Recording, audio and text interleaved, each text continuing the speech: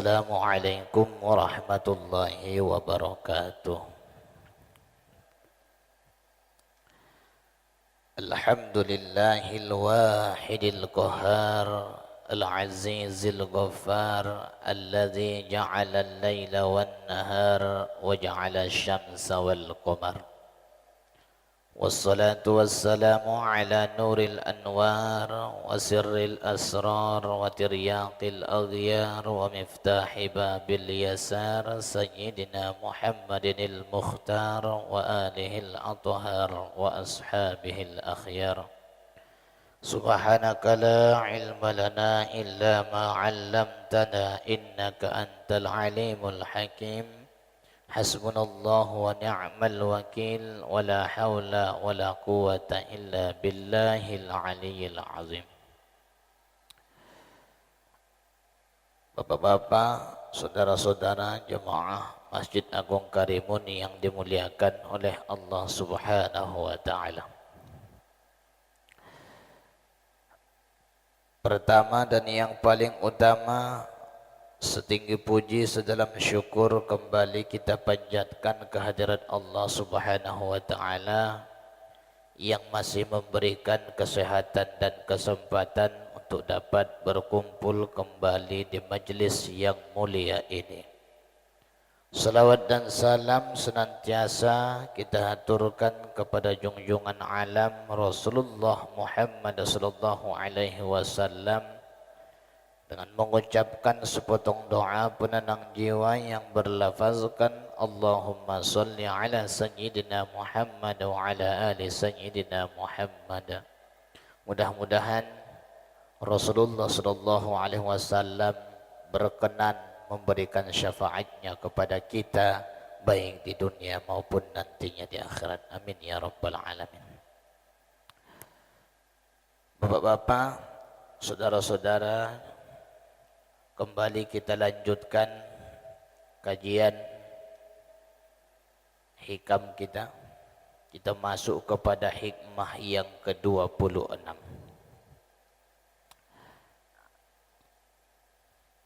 Al-hikmatu sadisatu wa ishrun. Qala al-Imam Ahmad ibnu Athaillah as-Sakandari, min alamatin najhi fin nihayati ar-ruju'u ila Allah ta'ala fil bidayati.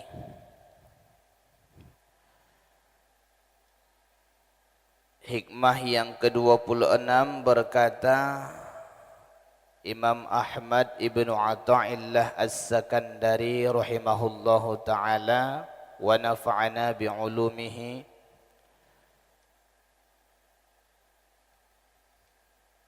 tanda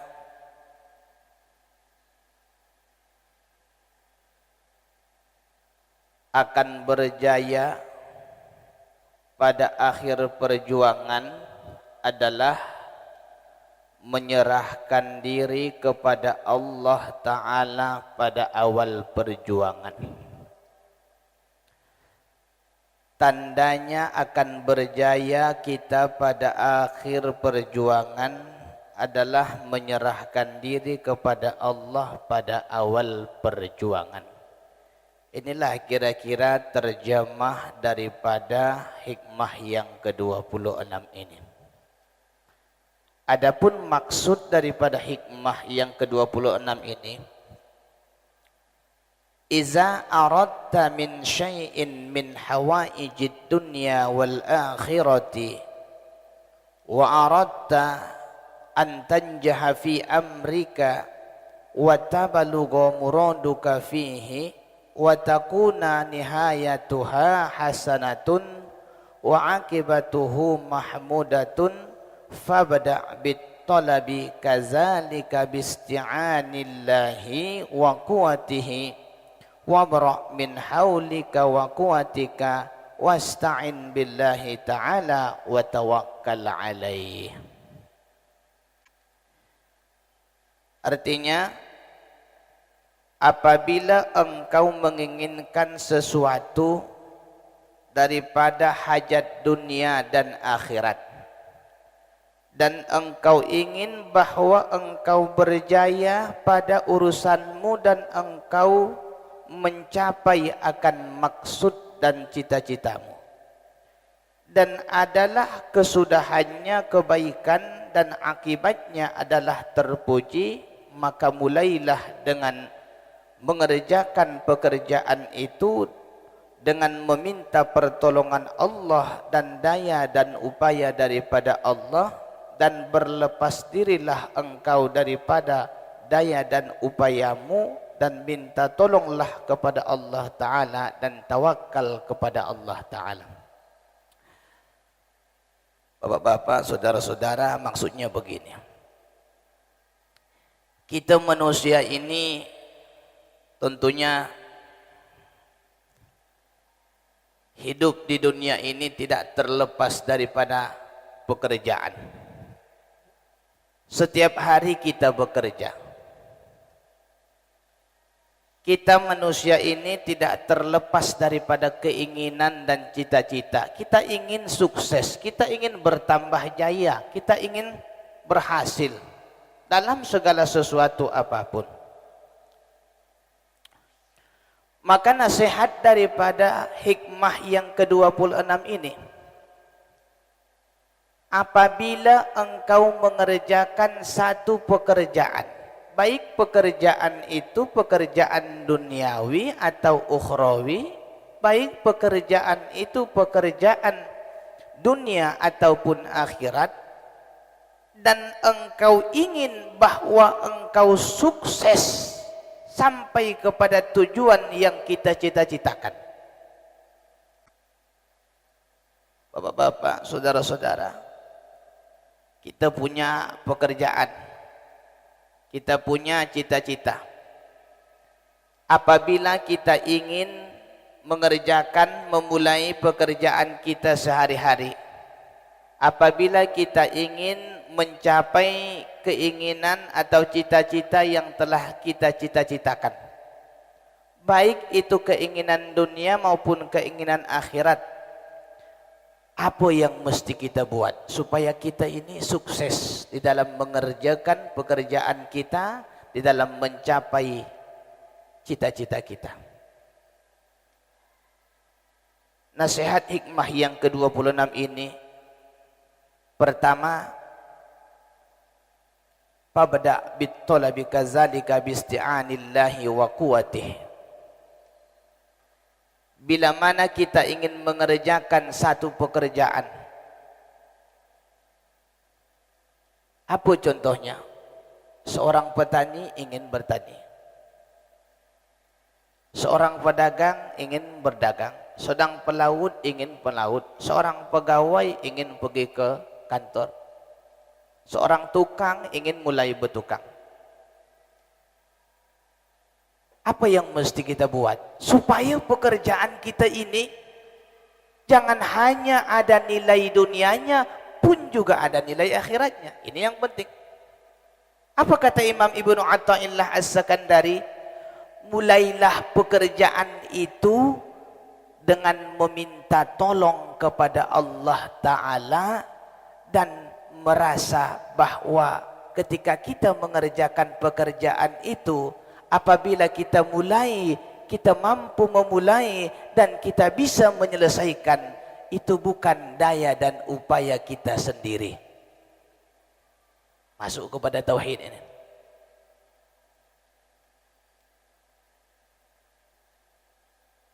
Minta tolong kepada Allah maknanya selalu ingat Allah. Selalu ingat Allah, bahwa kita ini tak ada daya upaya, bahwa kita ini tidak ada kekuatan.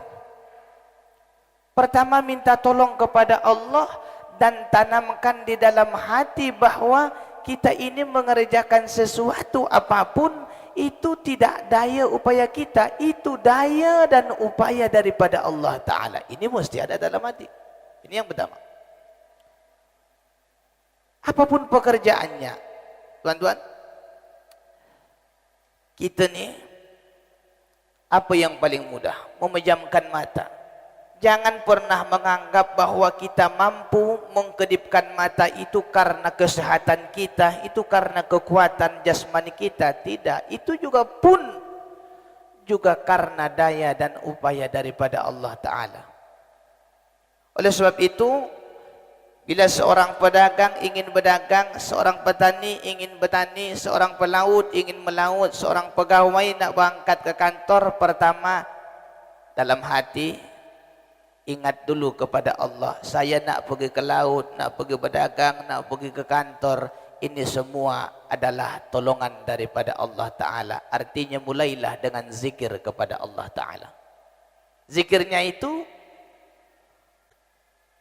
bukan dengan mulut. Kalau biasanya kita memulai pekerjaan, ya biasanya. Dan memang mesti kita biasakan Bismillahirrahmanirrahim. Itu pun kadang orang yang membiasakan diri pergi mengaji. Sedangkan kita yang mengaji 3 kali seminggu saja memulai pekerjaan kadang-kadang lupa baca Bismillah, apalagi yang tak pernah mengaji. Mulailah dengan Bismillah. Bismillahirrahmanirrahim. Kalimat Bismillah yang terlontar, yang keluar daripada mulut kita, ini simbol bahwa kita dalam hati ini, ya Allah, saya pergi ke kantor, saya pergi ke laut, saya pergi ke sawah, saya pergi ke ladang, tak akan mampu saya berangkat mengerjakan pekerjaan itu ya Allah, kecuali ditolong oleh Engkau, kecuali atas daya dan upaya daripada Engkau ya Allah. Ini yang pertama. Apapun pekerjaannya, iya. Tuan-tuan, hikmah yang ke-26 ini ingin melatih kita supaya senantiasa berzikir. Dalam Al-Quran Allah mengatakan, wazkurullaha zikran katsira.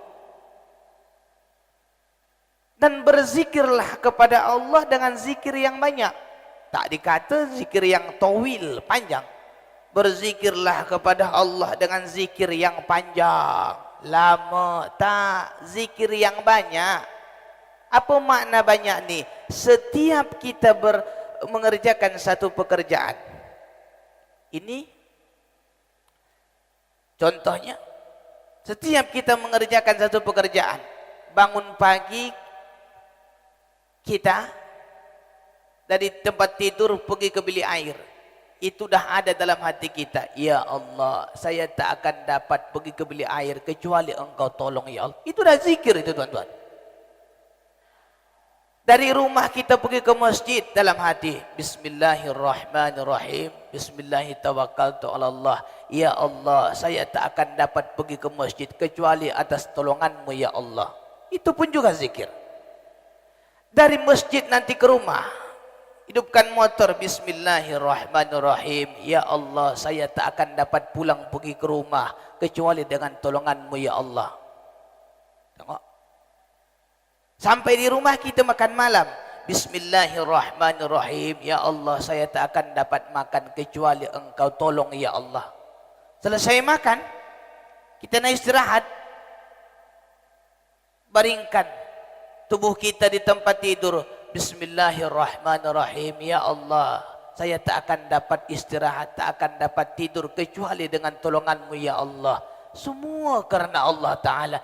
Inilah maksud firman Allah Ta'ala, berzikirlah kepada Allah dengan zikir yang banyak, bukan zikir yang panjang-panjang.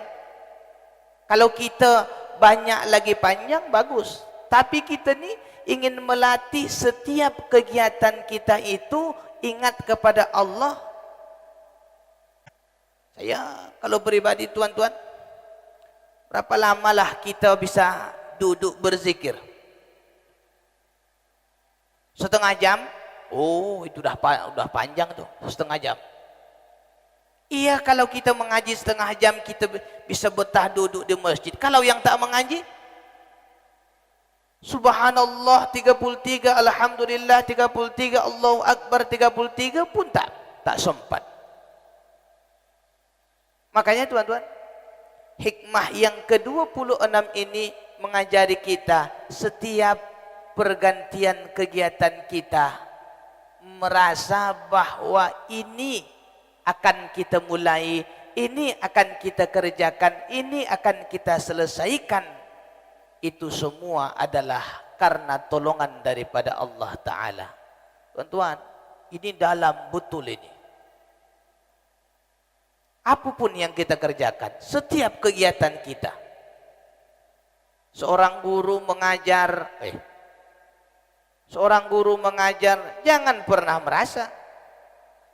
Tuan-tuan, saya pun kadang-kadang menyampaikan ini merasa tak pantas. Karena kadang-kadang terlalu dalam. Maksudnya ini sampai kita pun merasa bertanggung jawab. Seorang guru pun ketika dia mengajar, ya mesti meminta tolong kepada Allah. Ya Allah, saya tidak akan dapat menyampaikan isi daripada kitab Al-Hikam ini kecuali atas tolongan Engkau ya Allah. Ini mesti ada. Maknanya sebelum saya sampaikan ini kepada hadapan bapak-bapak sekalian, dah mulai saya tanamkan dalam diri saya.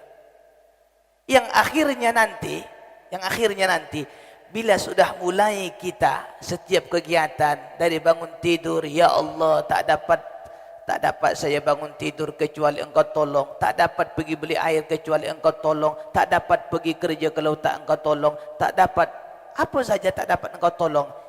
Akhirnya nanti kita akan senantiasa merasa diawasi oleh Allah Ta'ala, akan merasa bahwa Allah Ta'ala itu selalu hadir bersama kita. Inilah tujuannya, buah daripada yang kita gali-gali ini, supaya merasa setiap saat Allah Ta'ala itu ada. Kita kan, mohon maaf ini, kalau kita lagi didapat musibah, Allah Ta'ala ada tak? Waduh, ya Allah, sembuhkan sakit saya ya Allah, ya Allah. Duit saya hilang, ya Allah. Motor saya hilang. Coba kalau tak dapat musibah. Allahu Akbar. Sepanjanglah Isah, nanti ajalah. Itu. Ini tidak. Supaya Allah Ta'ala itu, supaya kita merasa bahwa Allah Ta'ala itu selalu mengintai kita, selalu dekat kepada kita. Ini buah daripada hikmah yang kita kaji ini. Ya, yang pertama, menanamkan dalam hati bahwa tidak ada daya dan upaya kecuali daripada Allah. Ini mesti ada. Ini maknanya berzikir, ya. Memulai satu kegiatan dengan berzikir kepada Allah meskipun dalam hati. Tuan-tuan, kalau mulut ni berzikir, berapa lama tahan? Subhanallah, subhanallah, subhanallah, subhanallah. 33. Subhanallah, alhamdulillah, alhamdulillah. 33, Allah berallah. 33. Berapa lama itu? 5 menit pun tak lama. Tapi kalau ini yang terus hidup, kalau ini yang terus hidup, di dalam kitab Syiarus Salikin dikatakan, bila mana kita ingat kepada Allah dalam hati, malaikat pun tak dapat mencatat. Malaikat pun tak dapat tahu, yang tahu hanya Allah Ta'ala. Malaikat yang ditulis malaikat itu di dalam satu kitab, kalau saya tak silap itu Syiarus Salikin, adalah amalan-amalan yang nyata.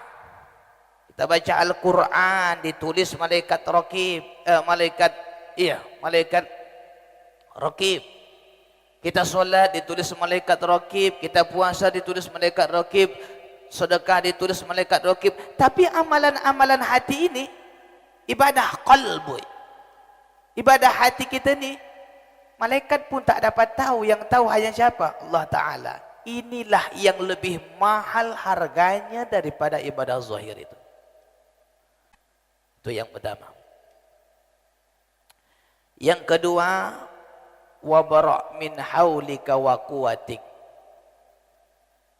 Jangan merasa bahwa ketika kita memulai pekerjaan dan mampu menyelesaikan pekerjaan. Contoh, seorang petani memulai pekerjaan Apa pekerjaannya? Mulai dia mengerjakan sebidang tanah untuk dijadikan sawah. Kemudian setelah beberapa bulan, kurang lebih 4 bulan, lalu kemudian dapatlah padi. Banyak lagi. Jangan merasa bahwa ketika kita memulai pekerjaan, bahwa hasil yang kita dapatkan ini berkat kerja keras kita, ini berkat tenaga kita. Jangan, ini yang kedua.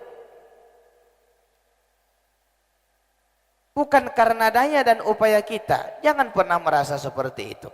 Nah, yang ketiga, wa tawakkal 'ala Allah.